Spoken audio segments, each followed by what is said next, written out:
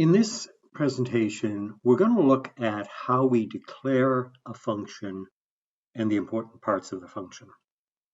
So here, I'm declaring a function called printCars.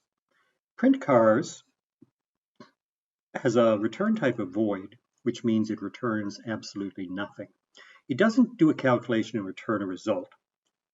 In this case, it actually prints something, and that's what we're calling it for. What it prints is a character which we pass in the parameter list as ch, and then we pass an indication of how many of these characters we want printed. It's going to print that number of characters on a single line and then print a new line. In order to do this, it has an int I. It runs a for loop. Every time through the for loop, it prints out one character, and %c is the format code for a character. So whatever character was passed, it prints out one of them and does that again and again and again. There's no new line, so it all comes out in one line. And then after it exits the loop, it prints one new line at the end, which is what we see there. To invoke this function, main starts out, and it looks like your average main, and it calls printCars. In order to invoke a function, all you have to do is put in its name and then supply it with the parameter list. Now, the parameter list up there is called the formal parameter list, and the one down here is called the actual parameter list.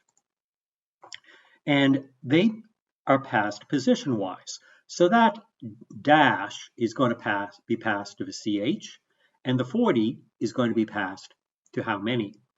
The first gets passed to the first parameter, the second parameter. So we're just passed like that. Now those values get passed down. Inside, that's known by the name ch and how many. Here it doesn't have any names because these are actually literal constants. But we could use variables as well, and the variable names we use in main do not have to be the same as the variable names inside the function. We'll be talking more about that later. Then I printf, this is an example of a simple function, and then I call my function again. Now I can call a function as many times as I want. So I'm calling it again, and now I'm going to print not 40 dashes, but 40 asterisks. So all I did was I changed the character, and I said 40 again, and I'll run it and show you what it does. It prints out a row of dashes, says it's an example of a simple function, and then prints out a row of stars. And we can control exactly how many by this parameter, how many. Now the way I designed this was with a little bit of thought. I could have said, oh, I'm going to create a function to print stars, and then I'll create another function to print dashes. But in reality, the difference between one that prints stars and prints dashes is just the character it prints. So I pass that down as a parameter and then tell it to print whatever I passed. Therefore, I can easily use the same code to print out different things. The other thing it changes is how long the line should be. So I included a parameter of how many, and that tells it how many there are, and it goes and prints that many.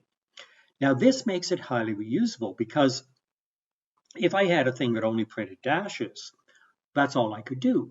But now I can use the same function to print dashes as I use to print asterisks. I can make the lines of different lengths, and I get a function which is usable in a far greater number of situations. Now the other thing I want to mention is that we define the function before main.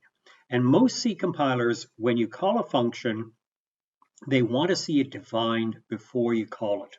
Otherwise, they can get confused and not see the definition. So make sure that you define them before you use them in main. So that's it. A little introduction to functions.